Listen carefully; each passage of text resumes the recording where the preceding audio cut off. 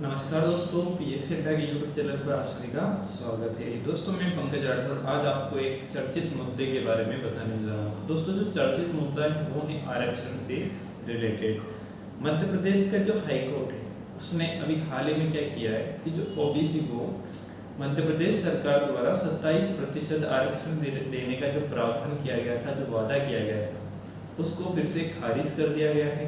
ये खबर जो ओबीसी वर्ग है मध्य प्रदेश का, उसके लिए काफ़ी ही बुरी है, नुकसानदायक है, क्योंकि जिन लोगों को 14% आरक्षण में सिलेक्शन की उम्मीद कम थी या बहुत बॉर्डर पर थे, उनको 27% आरक्षण मिलने से जो अपना जो भर्ती होने की जो संभावना थी वो काफ़ी बढ़ गई थी। तो दोस्तों सबसे पहले जानते हैं अपन कि आरक्षण होता क्या है।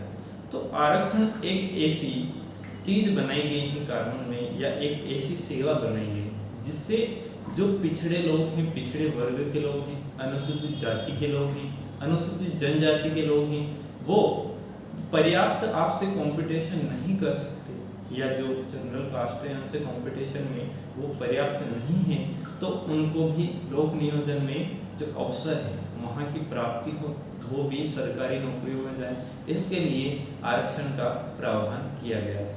तो आरक्षण का प्रावधान जब से कानून बना तब से ही किया गया था।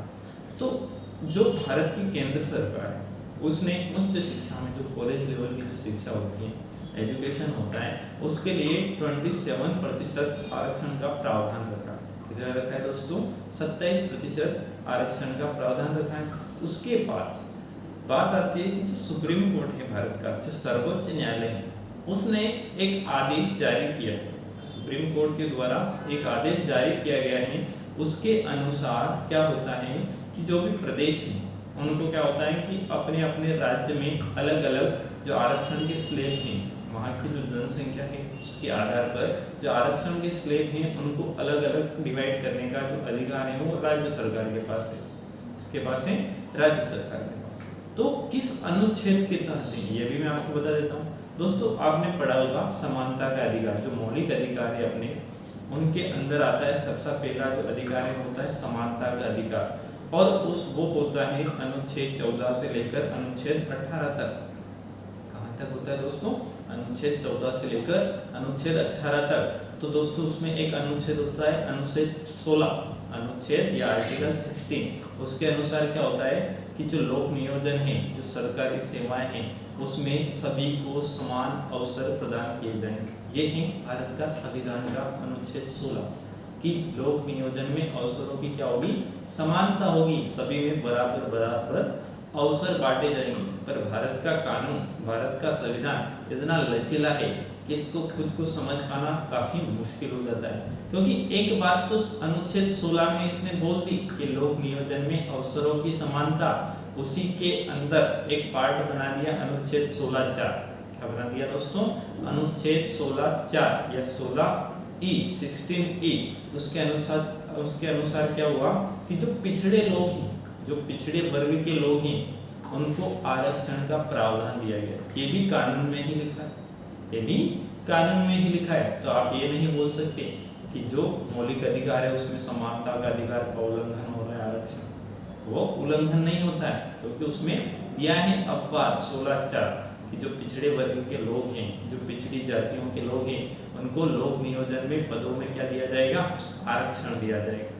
तो इसी आरक्षण के ऊपर अपन बात करें तो सर्वोच्च न्यायालय ने क्या किया है कि कहा है, सभी राज्यों को निर्देशित किया है, ये फैसला दिया है राज्यों के ऊपर कि आप आरक्षण दो।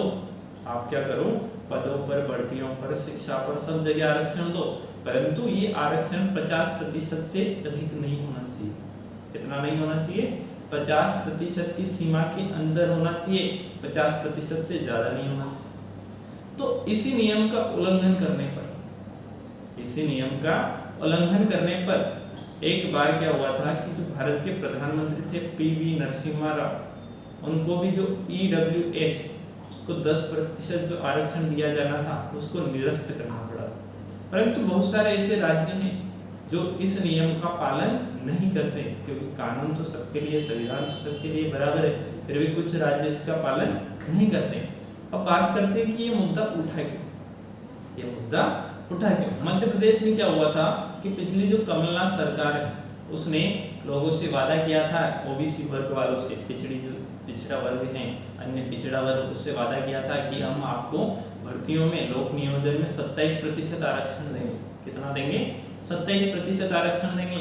परंतु एक भी भर्ती 27% आरक्षण के तहत नहीं होने का कारण ये है कि ईडब्ल्यूएस को 10% आरक्षण, ओबीसी को अगर 27% आरक्षण दे दिया जाए तो टोटल आरक्षण हो जाता है 73%, 73%। और ये पॉसिबल नहीं हो सकता, क्योंकि जो सर्वोच्च न्यायालय है, सुप्रीम कोर्ट है, उसने क्या कहा है कि आरक्षण 50% से ज्यादा नहीं होना चाहिए। इसलिए जो मध्य प्रदेश का उच्च न्यायालय है जबलपुर, कहाँ पर स्थित है? जबलपुर में, उसके जो चीफ जस्टिस हैं जिनका नाम है जस्टिस मोहम्मद रफीक, उन्होंने कल एक फैसला किया कि जो ओबीसी का 27% आरक्षण के प्रावधान किया गया है, इसको हम हटाकर फिर से क्या करें, भर्तियों में केवल 14% आरक्षित रख रहे हैं और 13% उसको बाद में दिया जाएगा, या उसके लिए रिजर्व किया गया है। अभी नहीं दिया जा रहा है, बाद में कभी अगर होगा ऐसा तो बाद में दिया जाएगा। तो ये किसने किया है?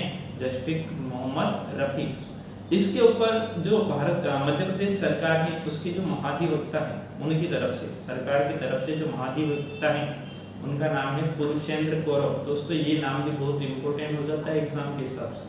तो जो पुरुषेंद्र कौरव हैं, उन्होंने सरकार की तरफ से एक बात कही है कि जो मध्य प्रदेश, उसमें ओबीसी का आरक्षण 27% इसलिए होना चाहिए।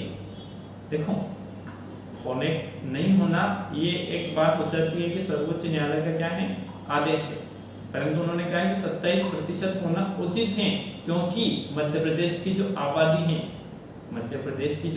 है, उसमें से लगभग 60% की कौन सी आबादी है?